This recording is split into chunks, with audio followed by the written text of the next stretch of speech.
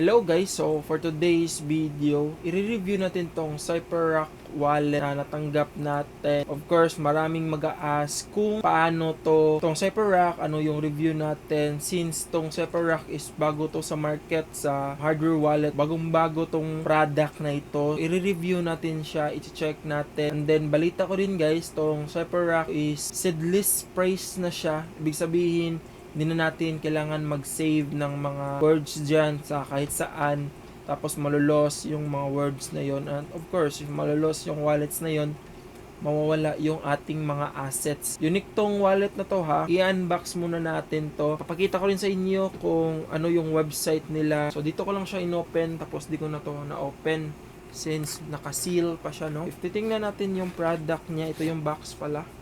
CypherRock. Make sure guys na naka-seal lahat. So if hindi yan naka-seal, is return nyo yan sa seller. Naka-seal yan dito, as you can see that. Super premium tingnan na wallet nila guys ha. So try natin i-open to. So ito yung wallet nila. Tingnan natin kung ano yung nakalagay. Meron sila yung hardware wallet. Tingnan mo natin to. Meron silang cards guys. 4 cards. Gagamitin tong 4 cards na ito para itap dito sa hardware wallet para mag-confirm ng transaction or any kinds of confirmation. So, need nyo to ng card na to. So, if wala kayong card na ito, hindi nyo makakonfirm sa hardware wallet nyo. So, nalagay muna natin to dito. So, ito yung hardware wallet niya. Tingnan natin. Ganito yung hardware wallet niya. So, as you can see that, ito yung back.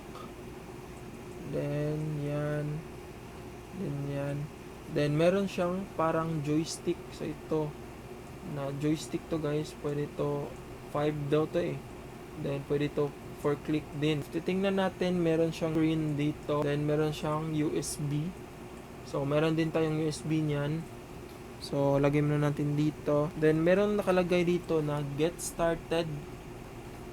So meron daw website na i-open, cypherrock.com, go/go, then open the link on your PC, flip the flap for accessories.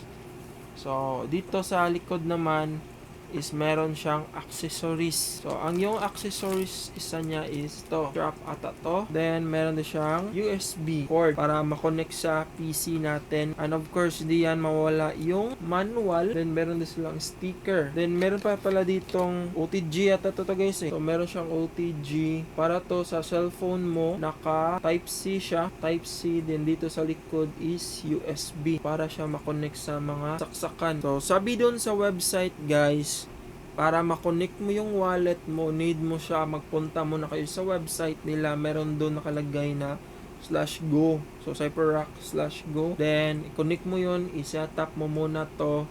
If gusto nyo naman malaman yung full detail kung paano to i-setup, meron silang YouTube channel, tong CypherRock. Pwede nyo i-open yon. Then, meron silang mga tutorials doon sa mga other kinds na gusto nyong malaman dito sa CypherRock. So, if titingnan natin yung card nila, tanggalin muna natin tong plastic ko. This CypherRock is a seedless hardware wallet. Ibig sabihin, hindi na natin kailangan mag-save kung saan-saan yung ating mga seed phrase. Less hassle na, need mo lang nito. Isang card lang.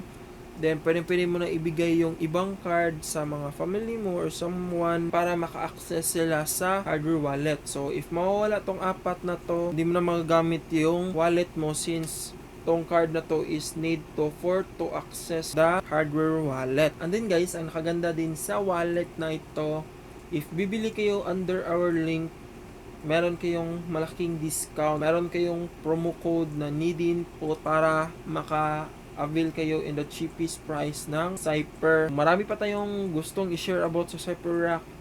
I-learn muna natin to for now. I-review lang natin kaunti. Then if gusto nyo ng more updates about dito sa CypherRock, comment na lang kayo sa baba para magawa natin agad. Then i-share natin agad sa community. Bili na kayo nito guys if mag-crypto kayo, super safe. So now, meron akong Trezor at meron din tayong decent wallet. Pwede natin yun i-compare tong tatlo na ito. Ito yung website ng CypherRock. If gusto nyo bumili nito, click nyo lang yung link na nasa description below. Meron yung discount. So if direct kayo sa cypherrock.com, wala kayong discount na magiget. So, click nyo yan, download nyo yan. So, ito yung website nila. So, dito sa website nila, small detail lang yung i-share ko since na-share ko na sa video. Dito, meron silang audited na report. Pwede nyo i-check yung audited report nila with K-Labs. Then, meron din silang testimonials dito. So, pwede nyo i-check tong website nila. Nandito na lahat ng details about sa CypherRock.